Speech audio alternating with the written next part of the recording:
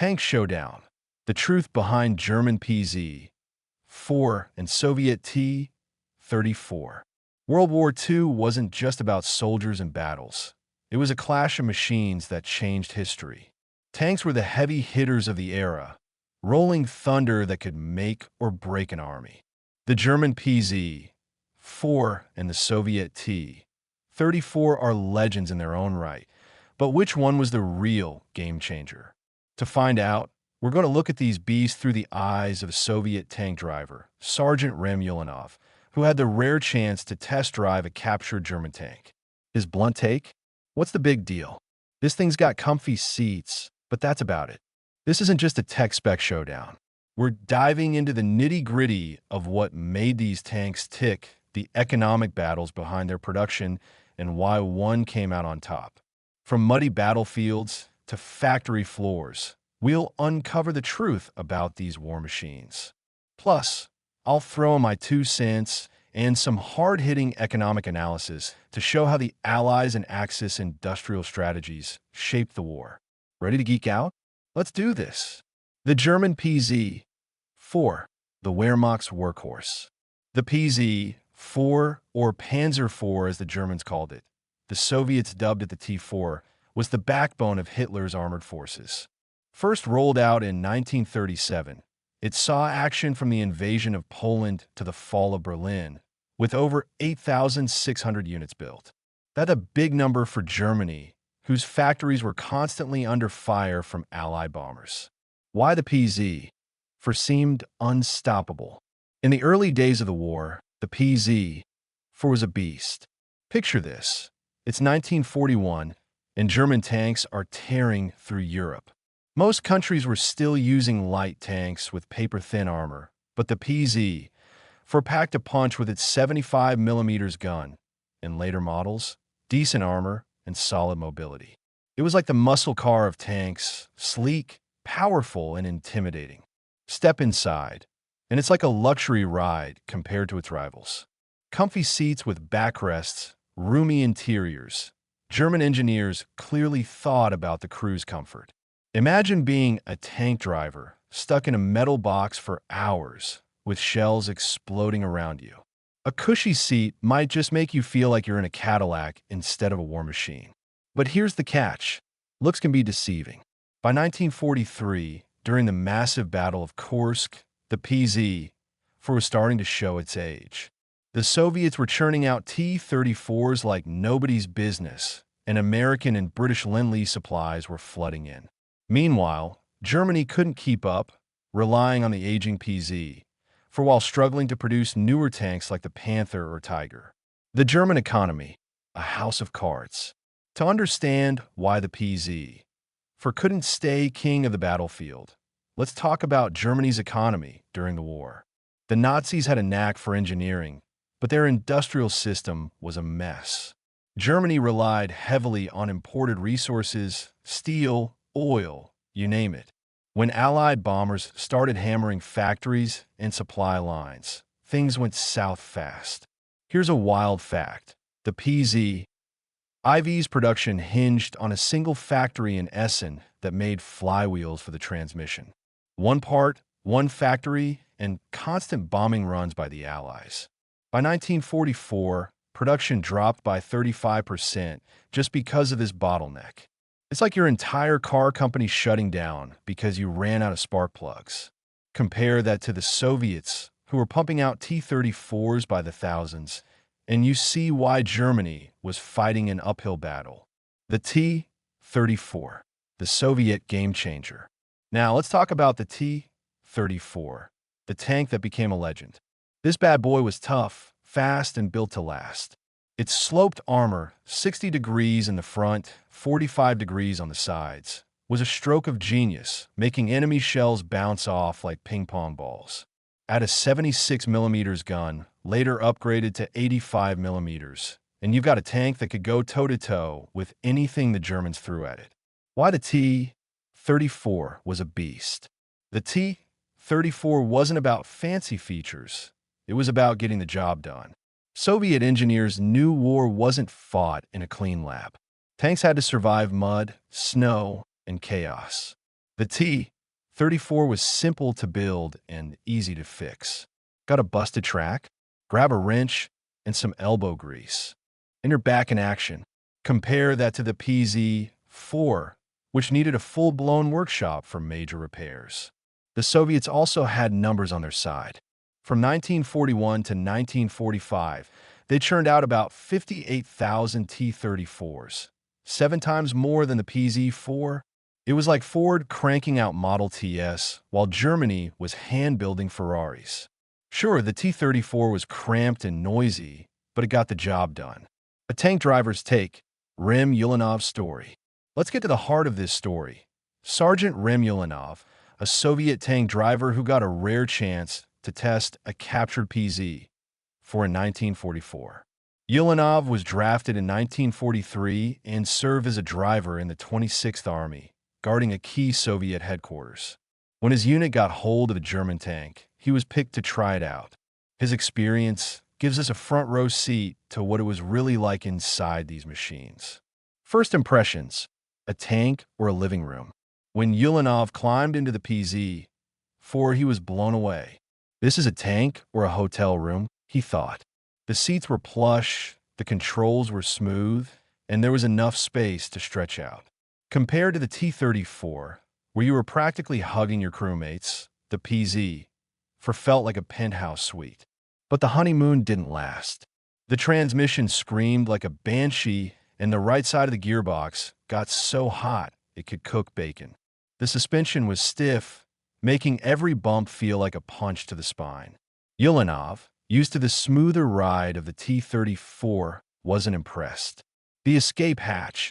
Cool idea, lousy execution. One quirky feature of the PZ-4 was an escape hatch in the floor, added after the Germans realized how many tanks were getting knocked out by mines or artillery on the Eastern Front. Sound great, right? A quick way out if your tank's burning or stuck. But in reality, good luck opening that heavy hatch in the middle of a fight, especially if the tank was damaged. Ulianov and his crew tried practicing with it and gave up after half an hour of swearing and struggling. "You'd be toast before you got that thing open," he grumbled. On the flip side, the PZ-4's turret hatches were a win. With both the top and side hatch, the crew had a better shot at escaping a hit tank. The T-34, with just one top hatch, could be a death trap if the turret was jammed. Fueling up, a Soviet nightmare. Refueling the PZ-4 was another headache. The Germans designed it for a special fuel pump, which the Soviets didn't have. So Ulianov's crew had to get creative with buckets, funnels, and hand pumps. The fuel cap was tucked so close to the tracks that you needed the skills of a circus juggler to avoid spilling gas everywhere. One wrong move, and you're dousing the tank in flammable liquid. Not exactly ideal in a war zone. The economic war. Why the T-34 won. To really get why the T-34 outshined the PZ-4, we need to look at the bigger picture, the economic war. World War II wasn't just fought on battlefields. It was fought in factories, mines, and supply chains. Soviet industry, built for war. The Soviet Union turned its economy into a war machine. Factories in places like Chelyabinsk, nicknamed Tankograd, ran 24/7, spitting out T-34s like they were on an assembly line for toasters. The T-34's simple design meant it could be built fast and cheap, about $30,000 per tank in today's dollars. Even when a tank broke down, field repairs were quick and dirty, keeping the Red Army rolling. The U.S. played a huge role, too, through Lend-Lease. From 1941 to 1945, America sent the Soviets over 7,000 tanks, including M4 Shermans, plus trucks, fuel, and raw materials.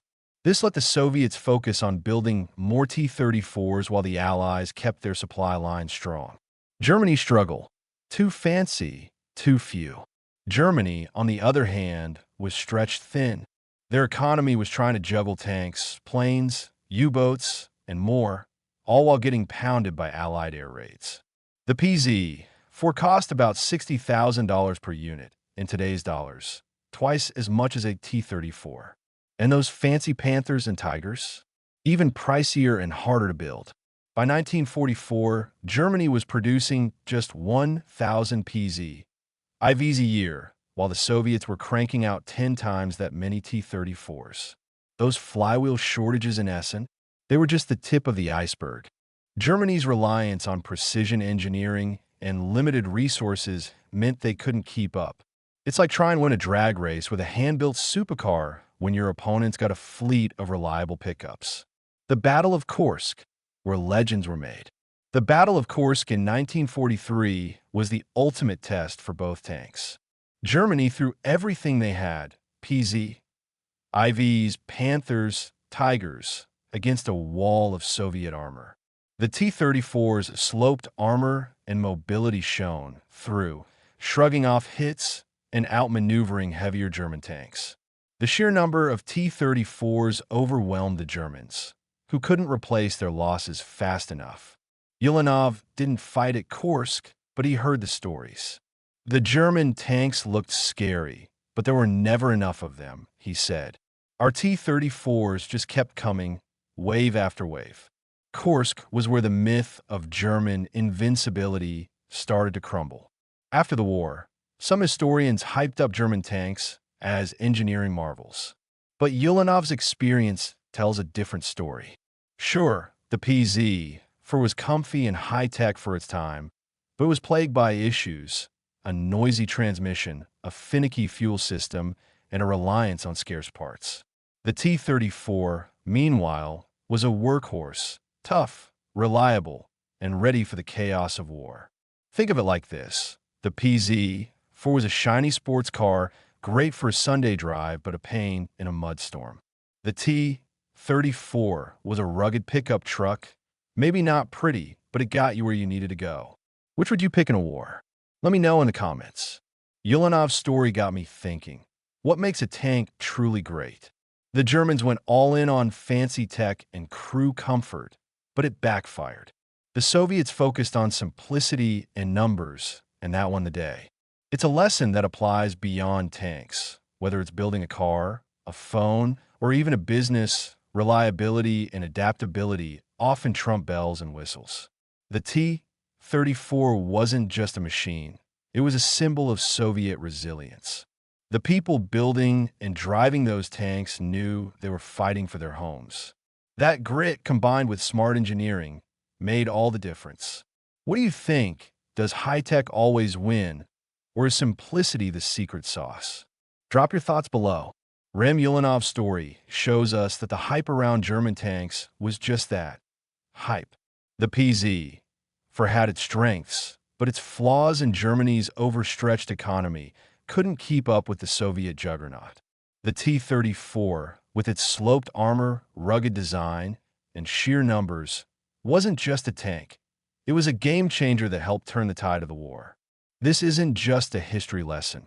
It's a reminder that success comes from balancing innovation with practicality. Whether you're fighting a war or tackling a project, focus on what works, not just what looks good on paper. So, what's your takeaway from this epic tank showdown? Hit the comments and let's talk. Yo, that was one wild ride through history. If you love this deep dive into World War II tanks, smash that subscribe button to catch more stories like this. And don't be shy. Drop a comment below and tell me. Team T-34 or Team PZ-4? What blew your mind the most? Your feedback fuels the channel. So let's keep the conversation rolling.